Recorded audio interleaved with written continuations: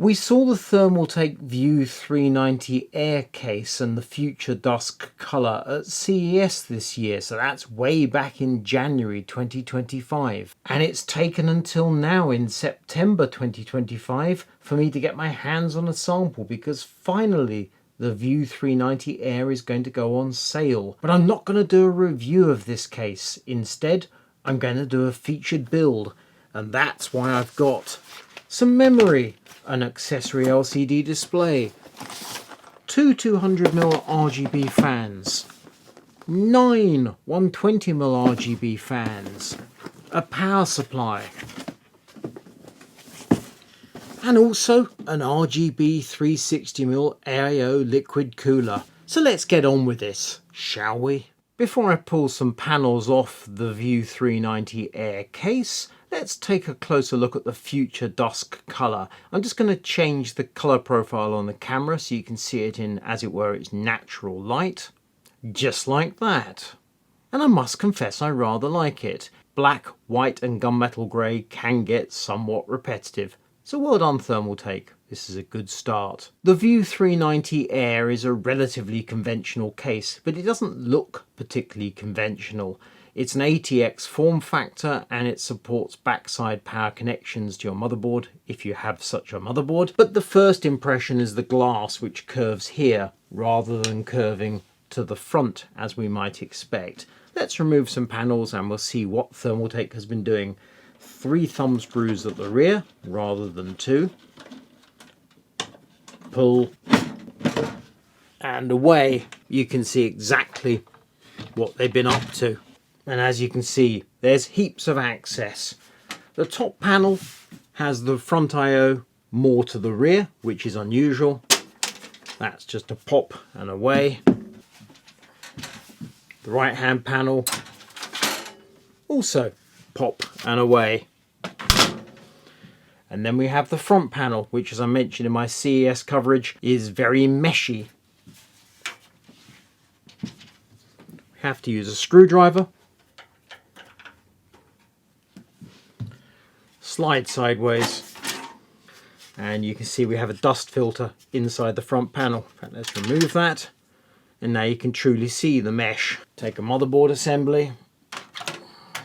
Drop it into position, and above the motherboard tray you'll see we have this blanking position, and that's where we're going to take the accessory 6-inch LCD kit, and that will sit there. We're used to seeing accessory panels from Thermaltake down here, but obviously this is all glass, so that's a change. We have 2 120mm fans installed as stock, so I think I'll swap those out for RGB. The liquid cooler is going to go in the side. The 2 200mm fans can go in the front. While other hardware, such as the power supply, will hide around the back. Let's just remove 2 more screws. And there you can see plenty of access, easy to hide away cables, also easy to install 2.5-inch SATA SSDs. My initial impressions are quite favourable. We've got easy access to the main compartment. We're going to have loads of RGB.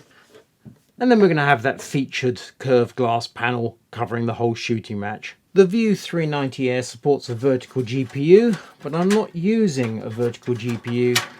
So this bracket has no part in my plans. If I just flip the case around, you will see the rear I/O can be rotated quite easily. So you turn it that away, but it then needs to be supported. And of course you have the PCI Express riser underneath.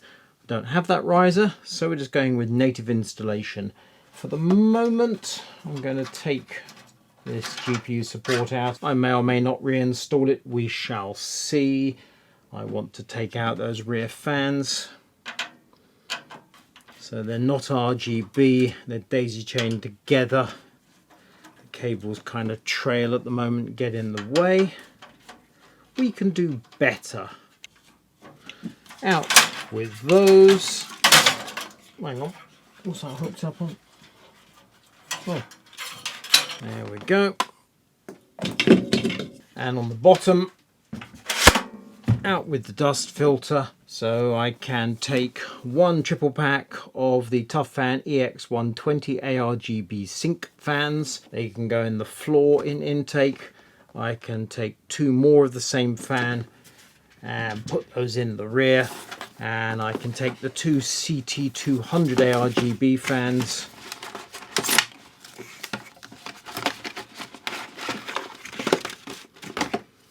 and these two 200s in the front like that. Those fans are £25 each, so that's £50. These fans are something like £60 for a triple pack, so we're going to have three of those in the floor, two in the rear, so that's £100. The View 390 Future Dusk has an MSRP of £150. By contrast, the current black and white versions cost £125. That means the cost of the fans I'm installing here has already surpassed the cost of the bare case. That's before we get to the AIO cooler, the power supply, or this accessory LCD. And there's plenty more hardware to come. That's two 120mm fans at the rear, three 120mm fans in the floor, and two 200mm fans in the front. Next step is to install the power supply. Tough Power GT 1200 watt gold rated, £140. Fully modular. That goes in that position there, so kind of in the middle of the case. Sitting on that small shelf, obviously secured by 4 screws. We have a great big bag of modular cables.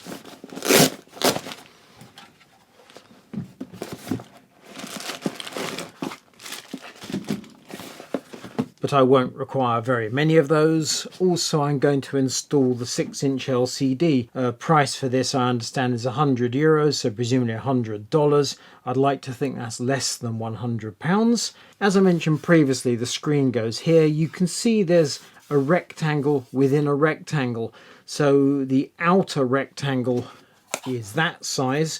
The inner rectangle will accommodate a 3.9-inch accessory screen. If you've got the option of buying a 3.9 or the full 6-inch LCD, well, you go for the large one. I suppose if you're carrying over a legacy LCD from a previous build, great. Thing is, to release those blanking plates, I have to undo some screws, and then the blanking plate comes out. And I think I might have to remove that top I/O panel to gain access to the screws. Not sure yet. So to make life easy, I'm going to remove those blanks, install the LCD, sort out the front I/O if needed, and then I'm going to put the power supply in place. To gain access to the securing screws for this blanking plate, which are on this side of the chassis, I've released the top I/O, which is 2 screws. So that's 4 screws for the blanking plate and 2 screws for the I/O panel. Up with that, out with that, and then I'm going to be putting this in like that. Before I do so, let's just connect the USB cable, which is what powers the thing. It's a right-angled type C. And then that goes down the back of the chassis, pokes through and connects to a USB 2 header on the motherboard.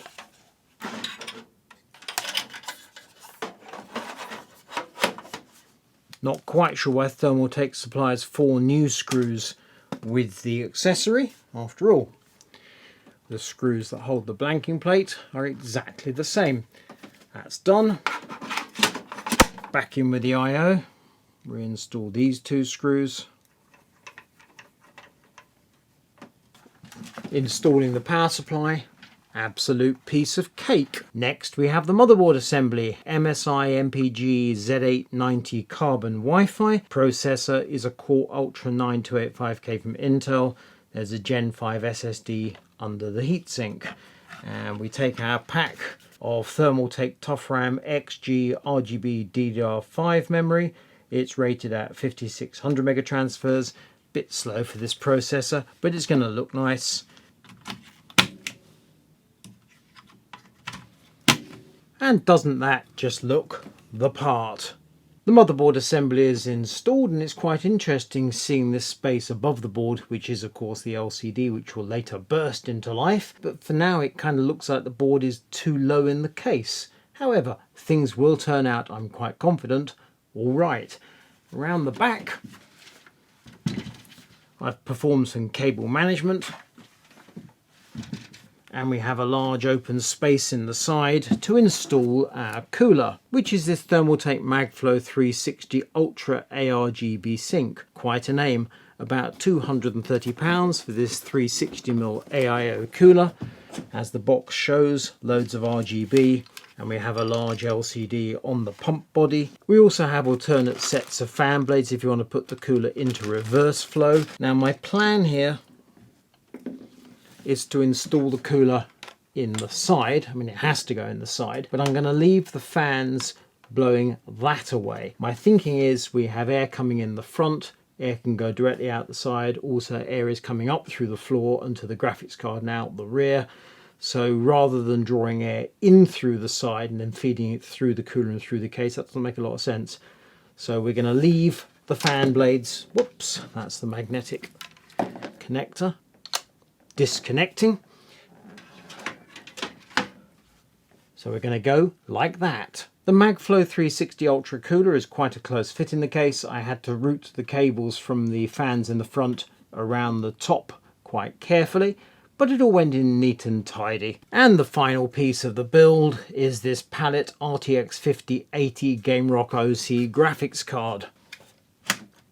I think we can get away without the GPU support, but I'll secure the card fully and then I'll make a decision. We start up our freshly built PC and it rapidly gets into Windows. The default RGB lighting pattern is set to rainbow and it actually looks pretty good out of the box. Install the front panel on the case and then install the main curved glass. And once we've installed the TT-RGB Plus software, we configure the 6-inch LCD screen and the screen on the pump of the AIO to the KitGuru logo. And the finished result looks absolutely spectacular.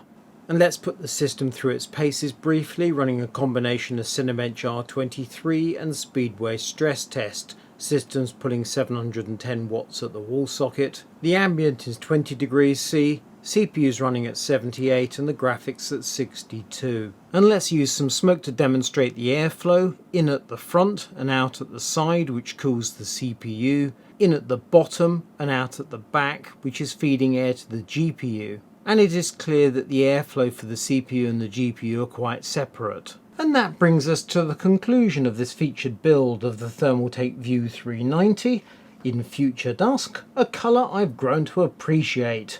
It's not white, black or gunmetal grey, and that makes it inherently interesting. The case I also like, and when you remove this enormous piece of curved tempered glass you have really good access to the interior. I've installed a lot of hardware, as you've seen. It's packed in nice and tidily. There's loads of space for the power supply and cable management, and if you wanted to add some storage, that would be no trouble whatsoever either. The 360 AIO went in the side quite nicely, but it's the light show that it's all about. We've got loads of RGB fans, RGB memory, and the AIO cooler with RGB on the fans and also on the pump, plus of course the 6-inch LCD above the motherboard. Overall, I consider it a success. Do please check us out at kitguru.net, and also KitGuru is on TikTok.